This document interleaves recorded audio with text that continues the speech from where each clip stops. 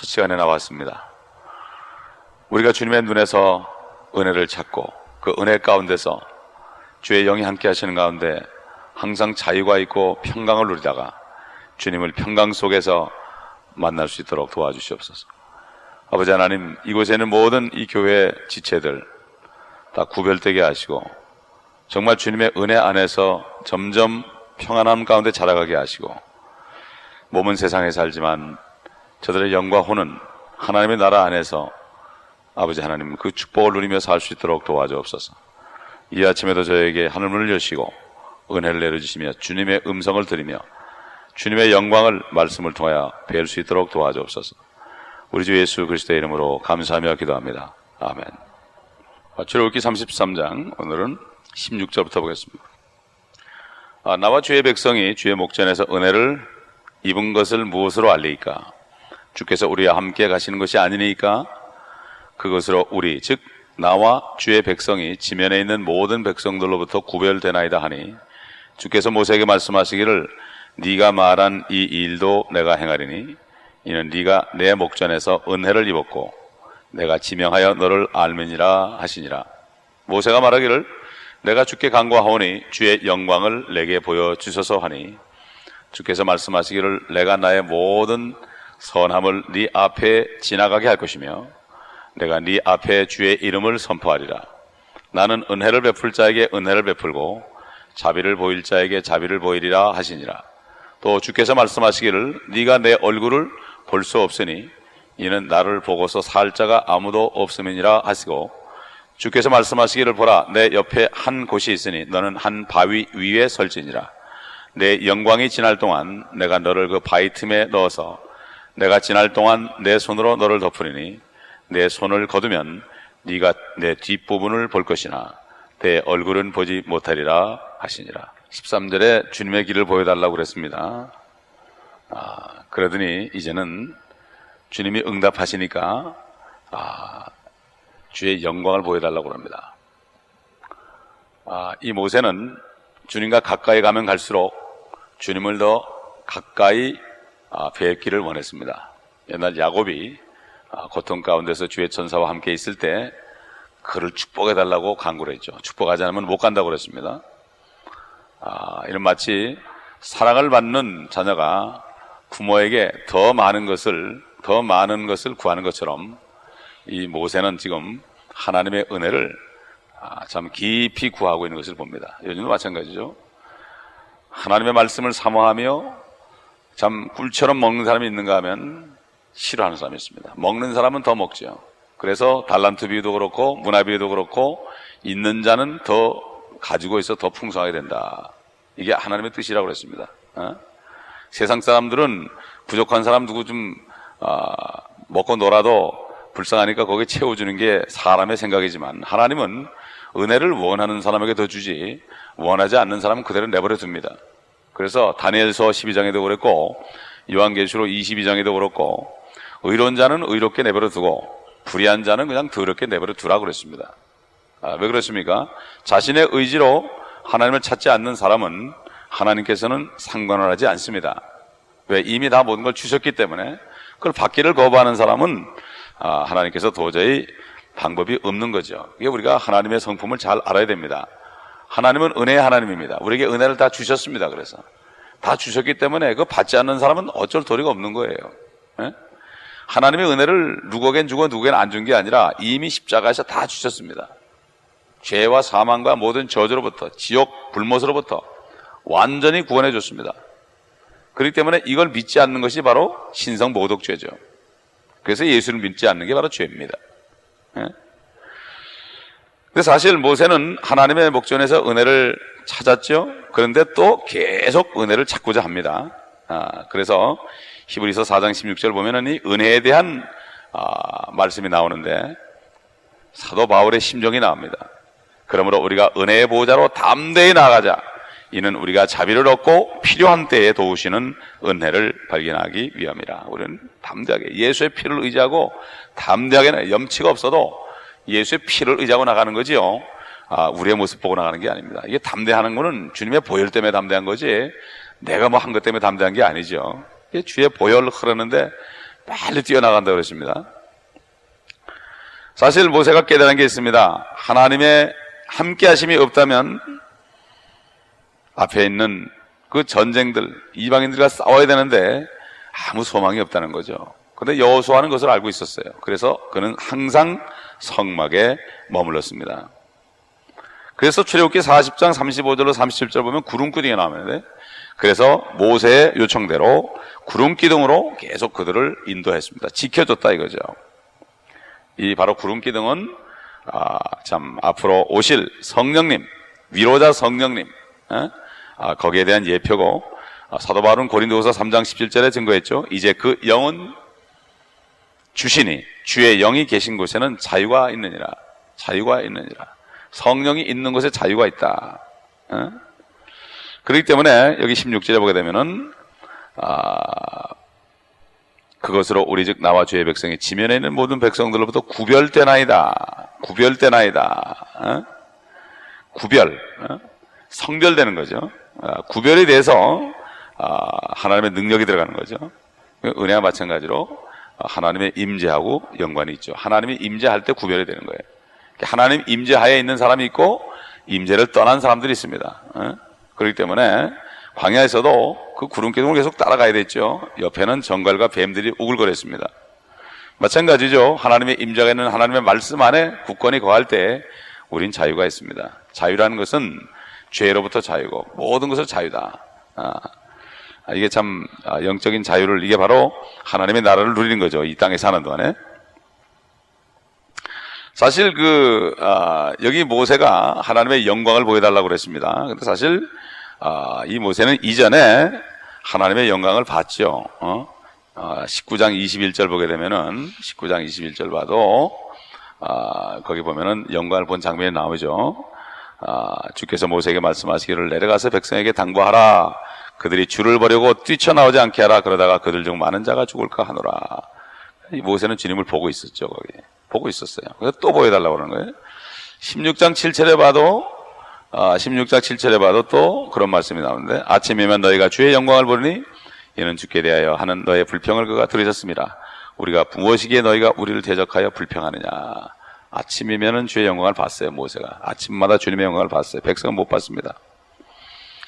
그리고 아브라함이나 야곱이나 많은 참 믿음의 사람들 중에서 하나님의 얼굴을 이미 본 사람들이 있죠. 그래서 야곱은 천사와 씨름한 장소를 하나님과 대면하여 보았으므로 그곳을 분엘이라 했다. 하나님을 대면하여 봤다. face to face. 분명히 하나님을 봤다고 그랬습니다.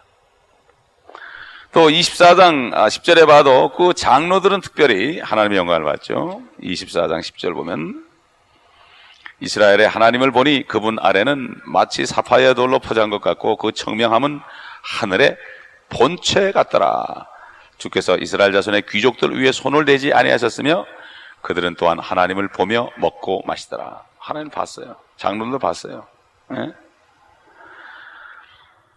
자, 그런데 지금 모세는 또 하나님의 영광을 보여달라고 그래요. 그런데 하나님이 나를 본 자는 결코 살 수가 없다. 살 수가 없다. 사도 바울은 디모데전서 6장 16절에 이런 증거를 했죠. 오직 그분만이 불멸하시며 어떤 사람도 접근할 수 없는 빛 가운데 거하시며 어떤 사람도 보지 못하였고 또 볼 수 없는 분이시니 그분께 영원한 존귀와 능력이 있기를 원하노라. 이게 분명히 어떤 사람도 못 본 분이 있다 그랬어요. 하나님의 본체죠. 예수 그리스도는 하나님의 본체의 형상이고 성령은 하나님의 영이시죠. 예? 근데 또 인격체란 말이에요. 세 분이. 근데 그분 셋이 하나죠. 이게 신비로운 거죠. 이게 성령이 아니고 있으면 깨달을 수가 없죠. 아무리 생각해도 이해가 안 가죠.